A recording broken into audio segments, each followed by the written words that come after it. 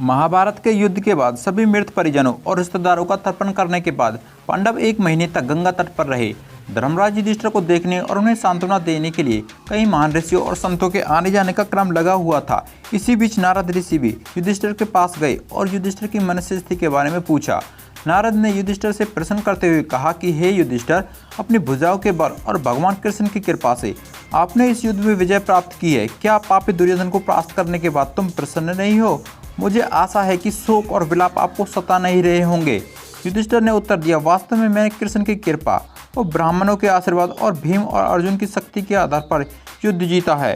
फिर भी एक गहरा दुख है जो आज भी मेरे दिल में बैठा है। मुझे लगता है कि मेरे अपने लोभ के कारण ही इतनी बड़ी संख्या में स्वजनों का वध हुआ। पुत्र अभिमन्यु की मृत्यु पर द्रौपदी का विलाप देख मैं जीत को भी हार मानता हूँ। युधिष्ठिर ने कहा, इन सभी योद्धाओं के वध के बाद मुझे पता चला कि कर्ण मेरा बड़ा भाई था। उनका जन्म सूर्यदेव और मां कुंती के मिलन से हुआ था। उन्हें सारी दुनिया सूत पुत्र मानती थी, लेकिन वास्तव में वह मेरी माँ के सबसे बड़े पुत्र थे।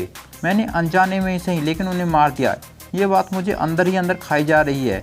न तो अर्जुन, न भीम और न ही दोनों छोटे भाई जानते थे कि कर्ण हमारे बड़े भाई थे। हालांकि कर्ण जानते थे कि हम उनके छोटे भाई हैं। उन्हें इस बात की जानकारी भगवान कृष्ण और मेरी माँ ने दी थी। दुर्योधन के साथ उनके घनिष्ठ संबंधों के कारण हमारे पक्ष में नहीं आ सके। हालांकि उन्होंने हमारी जान न लेने का वचन दिया था। अगर मेरे पास अर्जुन और कर्ण दोनों होते तो मैं दुनिया जीत सकता था। ये कहते हुए युधिष्ठिर भावुक हो गए और उनके आंसू बहने लगे। तभी उनकी माँ सामने आई और अपने पुत्र से बोली, युधिष्ठिर, इस तरह शोक मत करो। मैंने पहले कर्ण को आपके साथ उसके संबंधों के बारे में बताने की कोशिश की थी।